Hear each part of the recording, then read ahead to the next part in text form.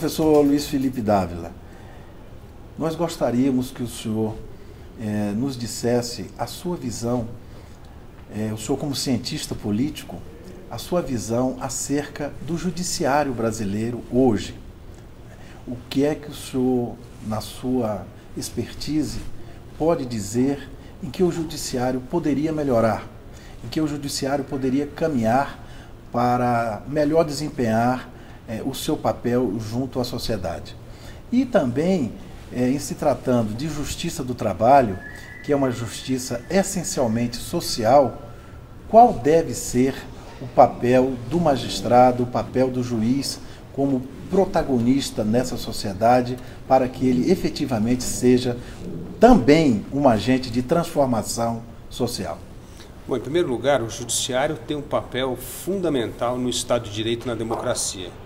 Na verdade, o judiciário é o pilar que guarda, é o guardião das leis, é o guardião das regras, é aquilo que dá credibilidade à própria democracia, porque se a justiça não é exercida, se as regras não são respeitadas, é impossível haver o laço que eu chamo da confiabilidade, da confiança do contrato social. O que garante o contrato social, o que garante a confiança, é justamente a preservação e o cumprimento das leis e regras. Isto traz um fato muito importante para a sociedade, que é a questão da previsibilidade e continuidade, que são outros dois elementos fundamentais para assegurar a estabilidade do regime democrático. Portanto, o judiciário tem um papel fundamental, e até como um poder fiscalizador dos outros dois poderes, do executivo e do legislativo. Então, não há dúvida que nós jamais teremos uma boa democracia sem um bom judiciário. Dito isso, é evidente que uma sociedade em constante mutação, o judiciário também precisa fazer essas mudanças graduais e contínuas. É muito importante que tudo que se diz a respeito à instituição, eu acredito que ela precisa ser gradual e contínua, porque qualquer mudança brusca vai afetar a credibilidade, pode gerar desconfiança e pode criar uma certa imprevisibilidade que aumenta a insegurança jurídica no país. Mas as mudanças precisam ser graduais e constantes. E o risco que nós corremos às vezes é que os poderes se engessam, que eles têm dificuldade de fazer essas mudanças. Portanto, é muito importante o papel da liderança no judiciário para conduzir essas mudanças. Como eu disse, para gerar um certo desconforto nas instituições, a fim de que nós possamos revisar alguns valores, crenças e atitudes que acabam colaborando para o engessamento da justiça. Portanto, esse é um grande desafio que nós temos. E o Brasil, evidentemente, tem uma resposta na questão judiciária muito importante à população, porque hoje a percepção popular é que parte da impunidade no país é fruto da letargia da justiça. Então, esta é uma questão que precisa ser endereçada, inclusive para aumentar essa credibilidade do judiciário. Por outro lado, o judiciário acabou de dar prova, especialmente no caso do Supremo, com a questão do mensalão, da sua independência e da sua postura em defender os princípios republicanos. Portanto, nós temos essa dicotomia. Às vezes encaramos o judiciário como um poder lento e, portanto, que colabora com a impunidade. Por outro lado, o guardião de última instância da Constituição, dos princípios constitucionais, que é tão importante para o país. Eu acho que esse vai ser o grande desafio. Em relação à justiça do trabalho, me parece também um desafio muito complicado, porque, no fundo, as relações trabalhistas vêm mudando muito no mundo e no Brasil. Então, como a justiça do trabalho vai poder reagir a uma mudança dessa relação empregador-empregado, que praticamente é a mesma legislação desde o tempo do Getúlio Vargas. Então, como é que nós vamos ter legislações modernas para enfrentar as questões modernas da natureza do trabalho que vem mudando muito ao longo do tempo? Muito obrigado pela sua inestimável colaboração.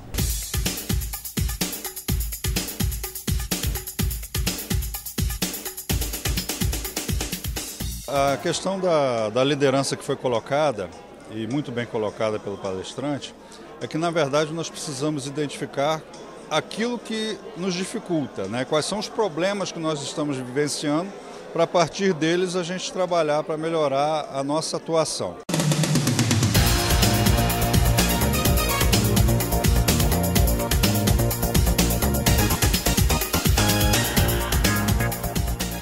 Hoje nós estamos aqui na sala de entrevistas e vamos aproveitar essa oportunidade para conversar com Oscar Motomura, que é o presidente do Amanakei. Somos juízes, trabalhamos com processos e atrás desses processos nós temos as pessoas.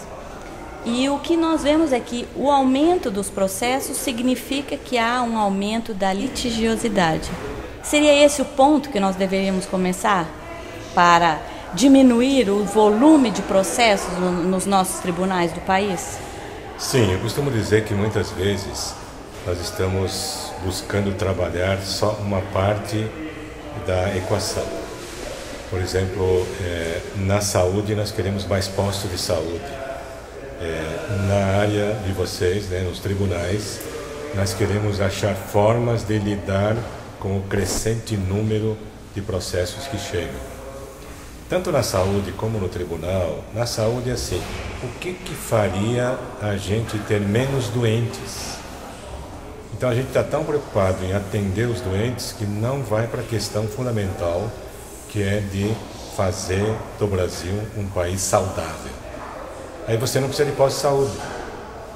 Então, o mesmo raciocínio aplicado aos tribunais significa que se a gente diminuir o número de litígios ou desarmonia entre as pessoas, chegarão menos processos para vocês. Então a gente trabalha o outro lado da fração, numerador e denominador, a gente trabalha o outro lado. E me parece muito mais legítimo, porque se o propósito do tribunal é assegurar mais paz e harmonia nas relações entre as pessoas da sociedade, menos violência, isso significa que vocês estarão cumprindo muito bem o seu papel. E não é a velocidade e a eficácia com que vocês lidam com os processos é que vai fazer vocês chegarem ao propósito maior, porque você trabalha os litígios com mais velocidade, até superficialmente, porque não tem tempo. Agora, o propósito é sendo esquecido, porque se nós estivermos atingindo plenamente o nosso propósito, nós temos paz, harmonia na sociedade e não há litígios. Então, parece que o grande X da gestão do tribunal seja investir energia criativa de vocês e de muitos outros segmentos da sociedade para diminuir o número de litígios. O que eu percebo dentro do tribunal, que é a organização que eu conheço, há uma falta de, talvez pela desconstituição dos valores da sociedade de uma forma geral, pela visão que a sociedade tem, inclusive a respeito do judiciário, que, voltando ao assunto da litigiosidade, o que o judiciário trabalha, nós produzimos. O que aumenta é a litigiosidade da sociedade, que produz um volume de processos que desagam no judiciário que não dá conta disso, Então essa é uma conta também difícil de fazer. E isso causa uma desmotivação dentro da nossa instituição, não só dos juízes, como também dos servidores, porque nós temos que enfrentar essa cobrança da sociedade quando nós mesmos trabalhamos e estamos dando aquilo que nós temos de melhor. Então eu acho que a motivação é a palavra-chave para isso, conseguimos valorizar o nosso próprio trabalho. E o que você falou, eu acho que é importante a gente conhecer o propósito da instituição para poder valorizar aquilo que faz, Eu gostaria que você falasse um pouquinho sobre isso. Legal. Eu acho que tudo entra quase num círculo que se retroalimenta, Por exemplo, na medida em que aparecem processos que mostram como é que a cultura do país se deteriora, quando você vê má intenção nos processos, que a pessoa está inventando alguma coisa só para ganhar dinheiro em cima, isso, tenho certeza, cria desmotivação nos juízes, porque ele está vendo e até vai precisar seguir os rituais da corte para trabalhar dentro da lei um processo que está chegando à mesa. Mas talvez no íntimo a pessoa não veja sentido naquele processo. Isso desmotiva. E aí que, nesse sentido, as pessoas precisam mudar um pouco o jeito de encarar. Eu costumo dizer que os tribunais refletem o fim da linha, né? Ou seja, está acontecendo o litígio, vocês têm que processar. Agora, é nesse momento que vocês veem a má intenção de algumas pessoas, ou dos dois lados, as mentiras que se contam de cara lavada, e a gente fica perguntando como é que as pessoas conseguem mentir tanto. Isso mexe com a gente. A outra, você vê leis falhas que deixam abertura para esses processos. Então você está vendo uma série de coisas que são preciosas como diagnóstico, se você tem a intenção de contribuir para a melhoria de tudo isso. Melhoria das leis, melhoria dos valores do povo brasileiro e tal. E se a gente vai por esse lado, a gente vai encontrar oportunidades extraordinárias de fazer diferença. E acredito que se esse jeito de olhar poderá fazer com que haja uma recuperação da motivação dos próprios juízes, porque é uma virada de chave, é mais ou menos assim. Os juízes precisam ver que realidade que gera os litígios e, por entender o que está na causa raiz, começar também a agir para que essas causas raiz sejam neutralizadas. É como se atribuíssemos um papel novo ao juiz, e esse papel novo vai fazer toda a diferença, principalmente para resgatar a motivação das pessoas. E nesse sentido, os juízes vão sentir que estão tendo muito mais significado, né, no que fazem. E talvez por aí seja o único caminho para assegurar a motivação que se precisa. Porque se for pelo volume de processos, pela pressão da sociedade, pelas críticas que vêm e tal, só há fatores que desmotivam. Então, o fator de motivação tem que mudar completamente. E a partir daí, é claro, que na medida que as causas raiz sejam trabalhadas, os números de litígios vai cair. E aí você vai sentir que você está contribuindo para o propósito mais nobre do próprio tribunal. Qual seria a dica que você daria para que nós consigamos transmitir isso e para manter acesa a chama que nós temos dentro da nossa instituição? Nós temos magistrados e servidores muito corajosos, né? Apaixonados, temos isso dentro, né? Mas eu acho que é importante a gente manter isso aceso. Como você acha que seria uma forma de melhorarmos ou fazer mais ou conseguirmos mais apaixonados por essa causa? Uma oportunidade legal de, inclusive, voltar ao básico, voltar à essência. E não é discutir só os problemas, mas discutir em que sentido nos desviamos do propósito original e que é a razão de ser dessa instituição.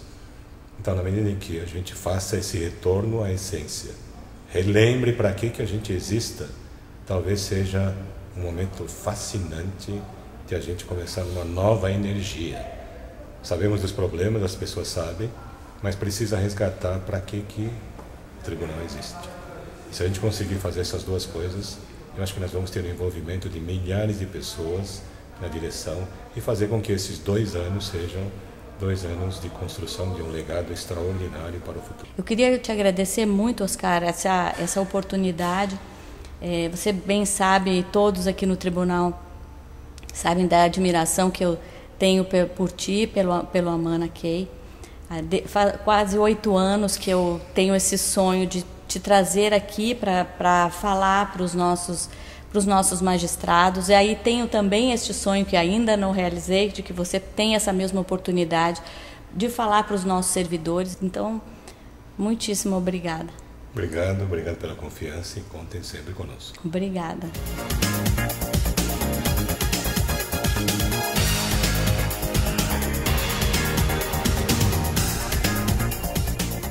Você tem que mostrar essa motivação para os servidores e uma humanização maior. Com essa humanização maior, eu acho que o trabalho vai frutificar muito mais.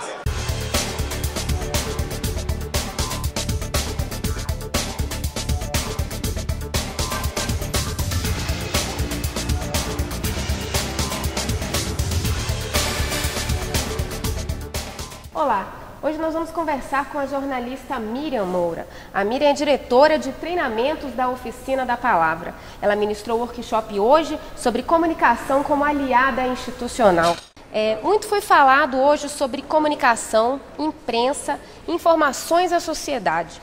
Por que você acha que uma instituição, no caso como o judiciário, por exemplo, deve se comunicar e como é que isso deve ser feito? As instituições públicas devem prestar esclarecimentos à sociedade. E para isso a imprensa é um intermediário muito importante, o principal. Então é preciso se preparar para o relacionamento com a imprensa e com isso levar as mensagens do trabalho da instituição à sociedade. Na sociedade moderna, as pessoas são mais participativas, então cobram maior transparência das instituições. E as instituições precisam se relacionar melhor com a imprensa para prestar essas informações à sociedade. E como é que isso pode ser feito assim, dentro de uma instituição, esse relacionamento com a imprensa? Me dê um exemplo de como é que a instituição pode se comunicar com a imprensa. Começa conhecendo a dinâmica de funcionamento da imprensa. A imprensa tem demandas próprias da instantaneidade, da atualidade da informação. Especialmente hoje com a informação online, com a internet, com as mídias digitais. E então é importante que a instituição, que os porta-vozes da instituição tenham um discurso institucional bem alinhado e que saibam aproveitar as oportunidades de chegar, porque a imprensa é nada mais que um intermediário. O objetivo é chegar até a sociedade, levar a informação do trabalho da instituição, qual é a importância do trabalho da instituição para a sociedade. Quanto melhor ela entender essa dinâmica da mídia, quanto melhor o porta-voz estiver preparado para esse relacionamento, melhor ele vai informar a sociedade.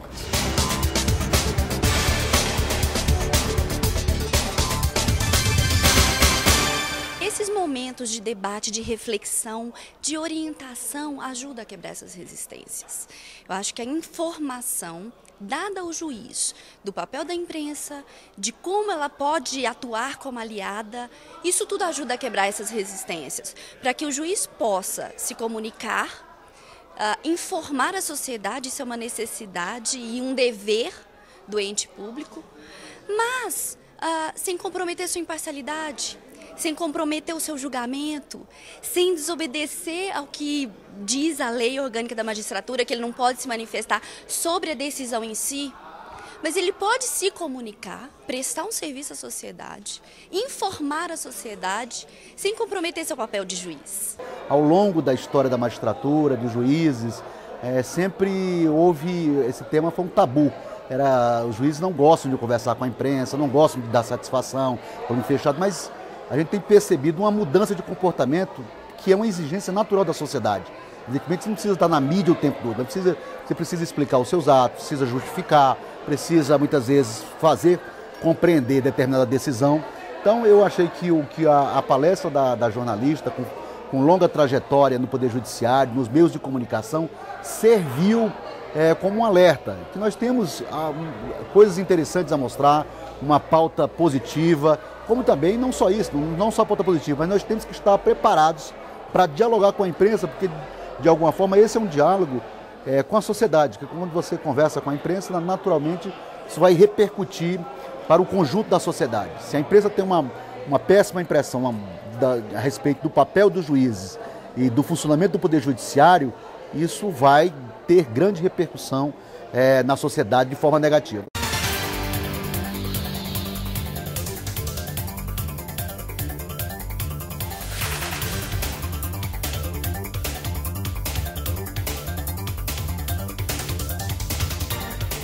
O juiz de trabalho corre tanto perigo quanto qualquer outro juiz. Vara de família é mais perigosa. O juiz de trabalho não é menos perigoso. Vejamos, você tem um dono de uma empresa, um fazendeiro, e o juiz determina que os funcionários dele, esse fazendeiro, esse empresário, deve mais do que o valor da fábrica dele. O juiz acabou de quebrar esse homem. Levou tudo que ele trabalhou a vida dele toda. Agora esse homem está sem nada. porque o Tribunal de Justiça decidiu que ele estava errado e fez justiça para aqueles que foram danificados pela ação desse empresário. Só que o empresário não vê dessa forma. Ele vê que essa juíza, esse juiz, tiraram tudo que ele tinha e deram tudo que ele tinha para os funcionários. E isso pode causar um grande atrito. Se eu perco tudo, o que eu tenho mais a perder?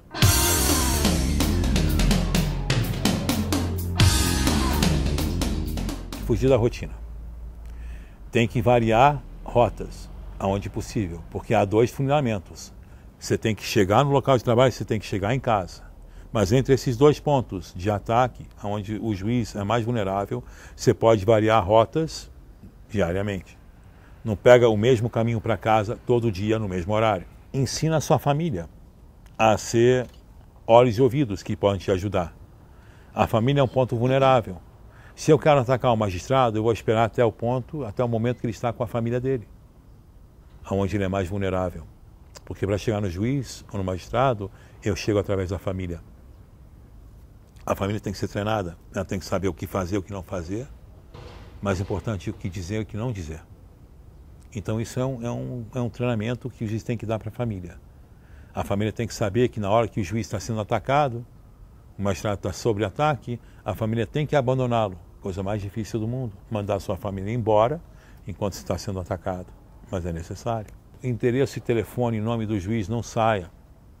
E tem livros que têm endereços e telefones de juízes, que não se identifica a vaga do carro como presidente do tribunal, ouvidor, primeiro vice-presidente, e assim vai. Porque, para que colocar aquilo no chão da vaga da garagem, se o magistrado sabe onde é que ele estacionou o carro, se o motorista dele sabe onde é que está o carro dele. Se precisar reservar, a vaga bota reservado, mas não identifica a pessoa com aquela placa. Porque se eu estou atrás do primeiro vice-presidente e eu sei o carro dele, porque está lá, terceiro vice-presidente, esse é o carro dele, o segundo dia é o mesmo carro, o terceiro dia é o mesmo carro, então esse é o carro dele. Agora eu sei o carro dele. E o primeiro dia eu vou chegar, eu vou ver até onde ele vai. Na primeira esquina ele dobra à direita, no próximo dia eu vou estar naquela esquina. Ele dobrou à direita, eu vou ver até onde ele vai. Aí dobra à esquerda, aí no próximo dia eu estou naquela outra esquina. Aí quando ele dobra à esquerda, eu vou seguindo ele até saber a rotina dele, aonde ele vai, todo dia. Porque eu já tenho a identificação do carro dele.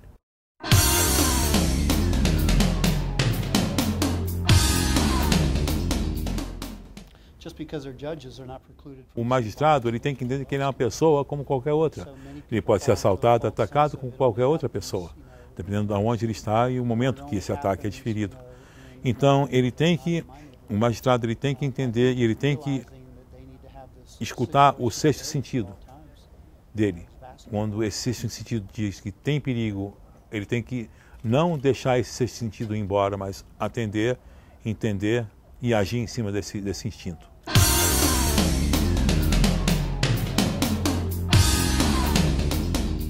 Tem situações que têm que ser avaliadas em termos de risco.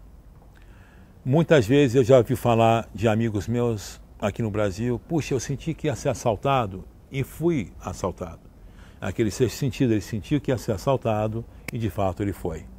Agora, a pessoa que tem um conflito ou entra em conflito com um bandido e diz, olha, eu senti que o cara vinha para me matar e me matou e não está mais aqui para dizer que ele sentiu que ele ia morrer e já está morto. Então, quando você sente isso, esse sentido, a somatória de toda a experiência de vida que essa pessoa tem, ela tem uma opção, é de viver como um leão ou morrer como uma ovelha. Então, tem horas, eu sei que a polícia diz não reaja, mas para o magistrado, tem hora que, se ele sente que ele vai morrer, é hora de reagir.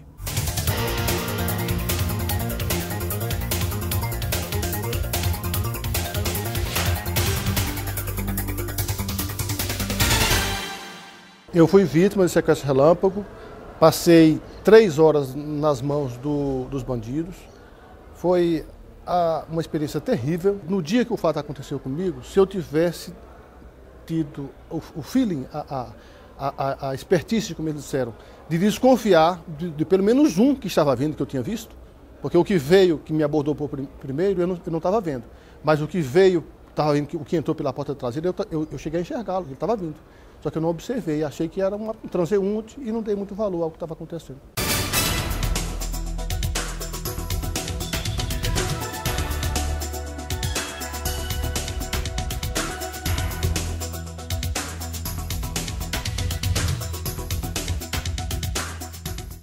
Já é possível ter esse balanço? Olha, nós tivemos lá nos próprios dias do encontro, nós tivemos já alguns feedbacks dos colegas que nos deram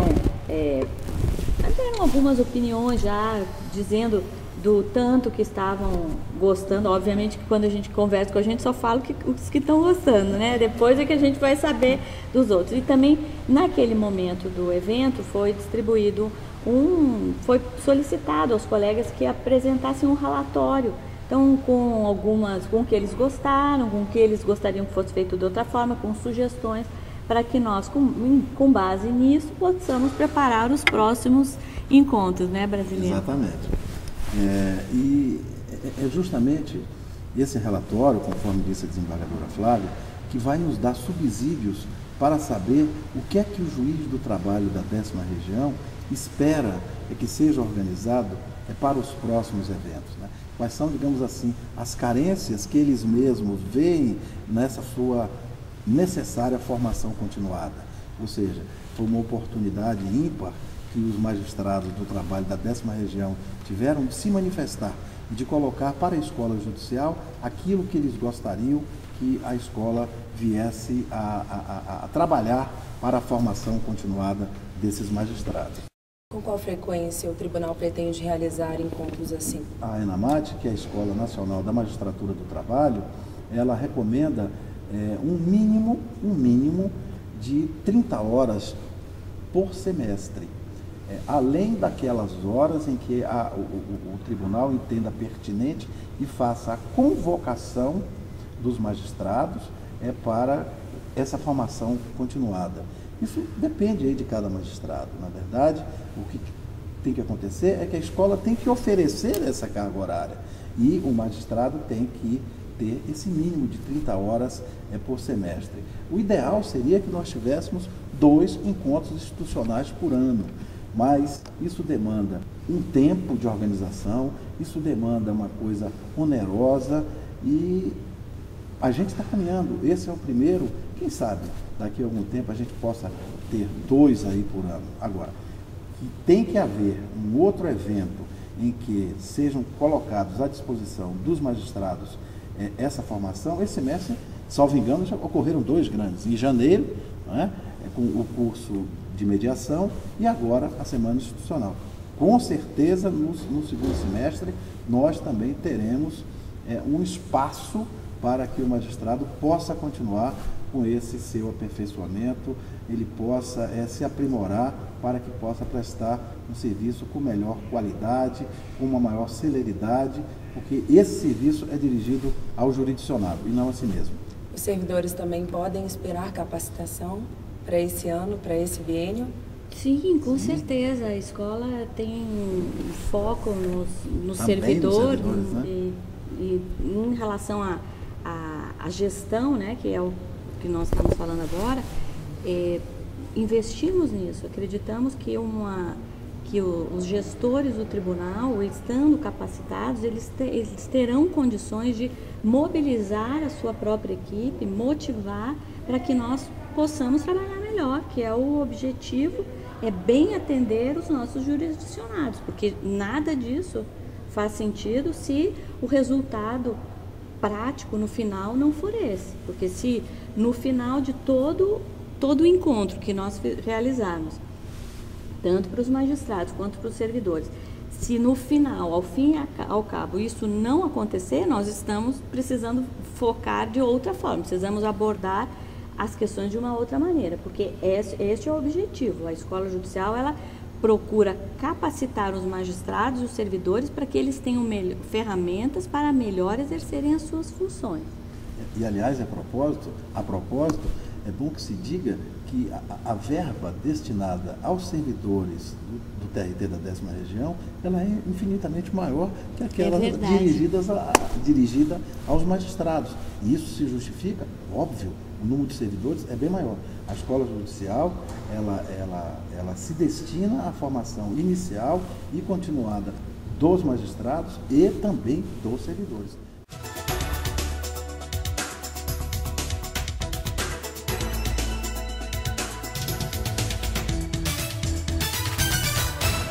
É a primeira vez que o tribunal está instituindo essa semana, onde todos os magistrados estão tendo essa oportunidade de se deparar com temas que são importantes para a nossa instituição e, ao mesmo tempo, o tribunal está sensível a nos ouvir.